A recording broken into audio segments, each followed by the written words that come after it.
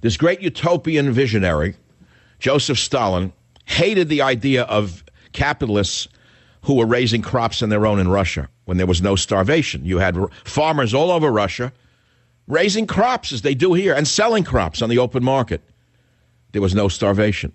Then the socialist visionary, Joseph Stalin, came along and created a new vision. He started by denigrating the farmers, calling them kulaks, which was a slanderous term, a slurry term. That's like Hillary Clinton calling us deplorables. You start by degrading your enemy. So he started by degrading the farmers. He started a propaganda campaign calling the farmers kulaks.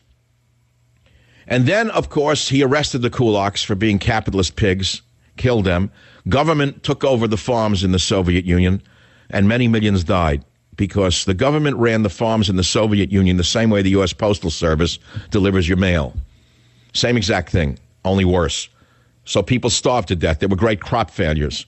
There was utopian vision. That was the utopian vision of Joseph Stalin. The question is about the Soviet Union, and particularly about Lenin. So what was Leninism? Well, here we have to look at the facts.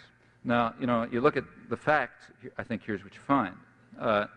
Lenin was a right-wing deviation of the socialist movement, and he was so regarded. He was regarded as that by the Marxists, by the mainstream Marxists. We've forgotten who the mainstream Marxists were because they lost, and you only remember the guys who won. But if you go back to that period, the mainstream Marxists were people like, for example, Anton Pannekoek, who was head of education for the Marxist movement, and he's one of the people who Lenin later denounced as an infantile leftist. But he was one of the leading intellectuals of the actual Marxist movement. Rosa Luxemburg was another mainstream Marxist, and there were others. And they were very critical. In fact, Trotsky was one up until 1917. They were all very critical of Leninism because of this, what they regarded as this opportunistic vanguardism. The idea that the radical intelligentsia were going to exploit popular movements to seize state power and then to use that state power to whip the population into the society that they chose. Now, that was quite inconsistent with Marxism as understood by the mainstream sort of, I'd say, left Marxists. From this point of view, Bolshevism was a right-wing deviation. Trotsky made the same points up till 1917. Now, when Lenin came back to Russia in April 1917, he took a different line, quite a different line from the one he'd had in the past. You take a look at Lenin's work, it shifted character in April 17. In April 1917, it became kind of libertarian. That's when he came out with the April Theses, and that's when he wrote State and Democracy. It came out a year later, but that's when it was written. And these were State and Revolution. These were basically libertarian works. They were very much more in the mainstream of sort of left libertarian socialism, from sort of this range that goes from anarchism over to left Marxism of the Pannekoek-Luxemburg variety. And he talked about Soviets and the need for a workers' organization and so on. And in fact, came really closer to what the essence of socialism was always understood to be. After all, the core of socialism was understood to be workers' control over production. That was the core. That's where you begin with. Then you go on to other things. But the beginning is control by the workers over production. That's where it begins. Then Lenin took power in October 1917 in what's called a revolution, but in my view ought to be called a coup. And things followed that coup, or revolution, if you want to call it that. One of the things that followed it was the immediate moves to destroy the Soviets and the factory councils. Those were some of the first moves of Lenin and Trotsky after Trotsky joined at that point, after they took state power. In fact, if you look at what Lenin wrote after that period, or did, you'll find it's a reversion to the earlier position.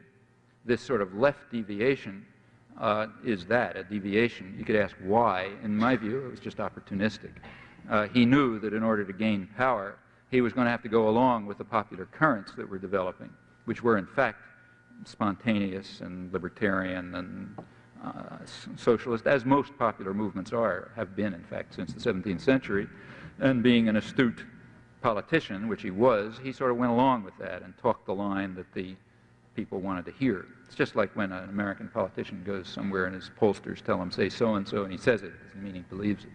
And I think Lenin was doing the same thing without polls. In any event, whatever your interpretation is, when he took power, he reverted to the former vanguardism and moved at once to eliminate the organs of workers' control. Now that meant he was moving to destroy socialism, if socialism has as its core workers' control over production. The Soviets and the factory councils were instruments of workers' control. And same, you could say they're defective instruments, they worked out better and so on, yeah, no doubt. But they were the instruments that had been developed in the course of popular struggle to implement basically workers' control, and those were the first things to go. By early 1918, it's still really before the Civil War set in, Lenin's view was pretty clearly expressed. It was the view that both he and Trotsky took the position that what you need is what Trotsky called a labor army, which is submissive to the control of a single leader. He said modern progress and development and socialism requires that the mass of the population subordinate themselves to a single leader in a disciplined workforce. Well, that has absolutely nothing to do with socialism. In fact, it's the exact opposite of it, and was criticized for that by in a spirit of some solidarity, because the revolutionary forces were still operative.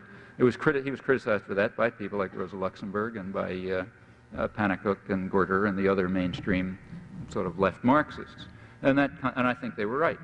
It seems to me that, and then it just goes on from there. I mean, Lenin reconstructed the czarist systems of oppression often more efficiently, Cheka, KGB, and other techniques of control and oppression. I think from that point on, there was nothing remotely like socialism in the Soviet Union. I think it was, in fact, in my view, it was a precursor of later forms of totalitarianism.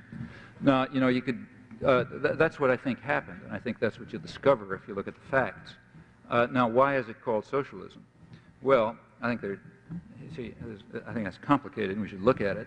The Soviet Union calls it socialism.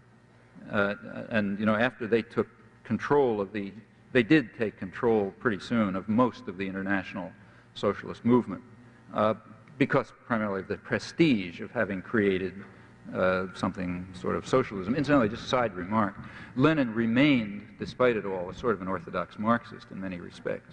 And as an orthodox Marxist, he didn't believe that it was possible to have socialism in the Soviet Union. This was supposed to be up to his death, or shortly before his death, when he was still writing, speaking lucidly. He kept the view that the Soviet revolution was a holding action. They would just kind of hold things in place until the real revolution took place in Germany, because the revolution, according to Marxist doctrine, was going to take place in the most advanced sector of modern industrial capitalism, for all the reasons that you read about in Marx. That's where the revolution had to take place. Obviously, that wasn't the Soviet Union, so there couldn't be socialism there. It was just some kind of holding action. And that presumably gave some sort of justification for eliminating the socialist institutions. I don't think it's a real justification, but probably that was the internal justification. And again, in taking that view, he was in accord with the mainstream Marxist tradition. Well, after that comes the view that all of this is socialism. And why should the communist parties take that view? I think the reason is because they wanted to sort of exploit the moral force of socialism, which was quite real.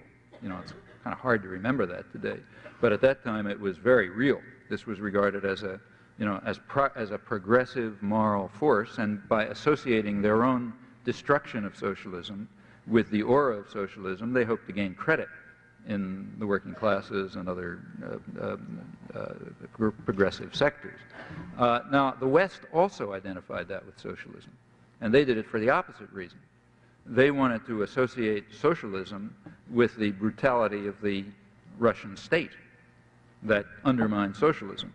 So what you had is that the two major world propaganda agencies, for their own and quite different reasons, were claiming that this is socialism, that this destruction of socialism is socialism. And it's very hard to break out of the control of the world's two major propaganda agencies when they agree. They agreed for different reasons, but they basically agreed, and that then became doctrine and dogma. Well, I think people should ask whether that's true. Take a look back and see whether the moves that Lenin took and that Trotsky supported him in taking and that they both advocated had anything to do with socialism as it was understood by, say, in the Marxist tradition or in the left libertarian tradition. And I think the answer that you'll discover when you look at that is that they didn't. In fact, this was a destruction of socialist institutions.